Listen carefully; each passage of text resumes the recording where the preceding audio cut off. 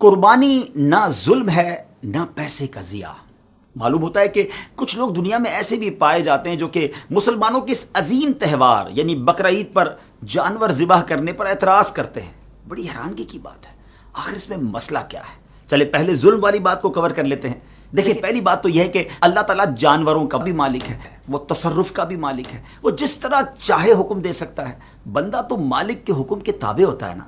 دوسری بات، مذہبی روایات کے طور پر جانور کم و بیش ہر مذہب میں ذبح کیے جاتے ہیں، مگر اسلام نے جو قربانی کا حکم دیا ہے اس کا ایک اپنا ہی کمال ہے، اس کی الگ ہی کلاس ہے۔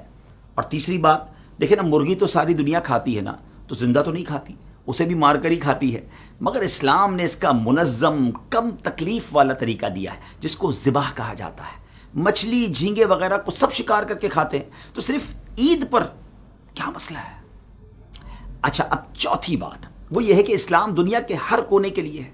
جہاں صرف برف ہو، ریگستان ہو، سبزیاں نہ ہوں، وہاں کے لوگ پھر کیا کریں گے؟ اسلام نے ایسے لوگوں کا بھی خیال رکھا ہے۔ اب چلتے ہیں پانچویں بات کی طرف، اور وہ یہ ہے کہ گوشت کھانا فطری چیز ہے۔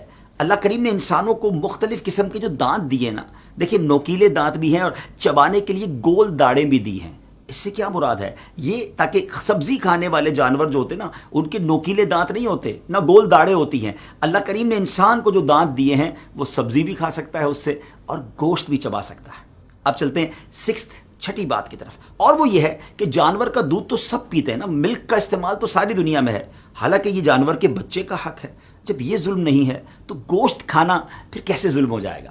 ساتویں بات یہ ہے کہ مسلمان اپنی محنت کی کمائی سے قیمتی جانور خریدتا ہے، اپنے ہاتھوں سے اسے کھلاتا ہے، پلاتا ہے، بیمار ہوتا ہے تو علاج کرواتا ہے، اس سے محبت کا ایک تعلق قائم ہو جاتا ہے۔ فطری رحم اور محبت کی وجہ سے اسے ذبح کرنے کو دل نہیں چاہتا، پھر بھی اللہ کا حکم ذبح کرنے کا ہے تو اپنے مالک کے اس حکم کے سامنے اپنے تمام جذبات، رحم، محبت اور تعلق کی قربانی اللہ کو راضی کرنے کے لیے دے کر اس بات کی گواہی دیتا ہے کہ ہماری عقل، خواہش اور تمنا کی اللہ کے حکم کے سامنے کوئی حیثیت نہیں ہے۔ اللہ کا حکم ہر چیز سے بڑا ہے۔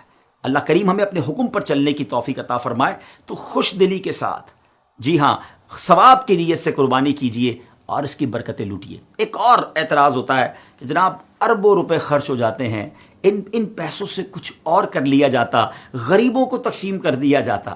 پہلی بات تو یہ ہے کہ یہ صرف اسلامی تہوار میں ہی لوگوں کو غریب کیوں یاد آتے ہیں؟ بڑی بڑی شادیاں ہوتی ہیں، بڑے بڑے سیلیبریشن ہوتے ہیں، ملک اور قوم کے دن منائے جاتے ہیں، بلکہ کئی فیسٹیول منائے جاتے ہیں جس میں اربوں خربوں روپے خرچ ہوتے ہیں، اس وقت یہ اعتراض نہیں آتا، مگر جب اسلام کے نام پر کوئی خرچ ہونے لگتا ہے تو کچھ جگہوں سے یہ آرگیومنٹ، یہ اعتراض آتا ہے۔ چلے ایک بات تو ہم نے کر دی، جب اللہ رسول کا حکم ہے تو مسلمان کا کام تو لبیک کہنا ہے۔ اب ذرا لاجیکلی بھی بات کر لیتے ہیں، ذرا چلتے ہیں شروع سے۔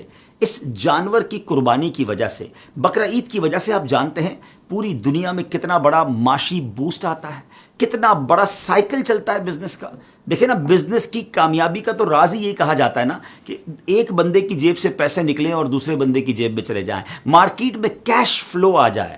ذرا چلیے جناب، یہ جانور آتے کہاں سے ہیں؟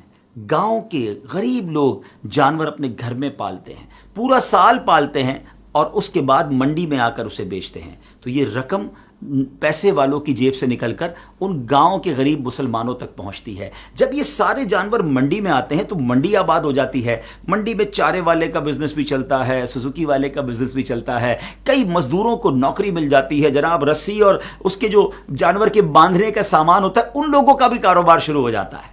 اور آگے چلیے، جب یہ جانور خرید کر لوگ اپنے گھر لاتے ہیں، ہزاروں لاکھوں لوڈر اور سوزوکی ڈرائیور اور ٹرک ڈرائیورز کو روزگار ملتا ہے۔ پھر جیسے یہ محلے میں آ جاتے ہیں تو محلے میں بھی آپ نے دیکھا ہوگا چوکیدار اور مزدور، غریبی لوگ تو ہوتے ہیں، ان کو سنبھالنے کے پیسے ملنا شروع ہو جاتے ہیں۔ منڈی اور اطراف میں جو چارے کی دکانیں ہوتی ہیں وہاں جناب ان لوگوں کو روزگار ملنا شروع ہو جاتا ہے، بچے خوش ہوتے ہیں، اور جب اس کے بعد اس کی قربانی ہوتی ہے تو ہزاروں لاکھوں دنیا بھر میں قصاب جو ہوتے ہیں، گوشت فروشت ہوتے ہیں، ان کو روزگار ملتا ہے۔ ایک قصاب ہوتا ہے، 5-10 ہیلپر ساتھ آتے ہیں، ان کو بھی عید کے دنوں میں مزدوری مل جاتی ہے۔ اب جناب آگے چلیے، جب یہ قربانی ہو جاتی ہے تو غریبوں میں گوشت بھی تقسیم ہوتا ہے، غریب رشتہ داروں میں تقسیم ہوتا ہے۔ تھوڑا اور آگے چلیے تو اب جو یہ جانوروں کی سکن ہے، یہ جو کھال ہے، یہ چمڑا منڈی میں فروخت ہوتی ہے، لیدر کا بزنس شروع ہو جاتا ہے، جوتے بنتے ہیں، جیکٹ بنتے ہیں، دنیا بھر میں ایکسپورٹ ہوتا ہے۔ مجھے بتائیے ناظرین، کتنے لاکھوں غریبوں کا بھلا ہوتا ہے قربانی میں، اور اربوں نہیں، ایک تحقیق کے مطابق خربوں روپے امیر مسلمانوں کی جیبوں سے نکل کر غریب مسلمانوں تک پہنچ جاتے ہیں۔ اتنا شاندار سائیکل ہے یہ بزنس کا، سبحان اللہ۔ اللہ رسول کے حکم پر عمل بھی ہے، نیکیوں کا خزانہ بھی ہے، اور بزنس کا اتنا شاندار بوسٹ بھی ہے۔ پھر اعتراض کس بات کا؟ امید ہے کہ اللہ کریم کے احکام میں، شریعت کے احکام میں لاجک تلاش کرنے کی بجائے لبیک کہنے کی عادت ڈالیں گے اور خوش دلی کے ساتھ قربانی کیجیے۔ اللہ کریم ہم سب کی قربانی کو اپنی بارگاہ میں قبول فرمائے۔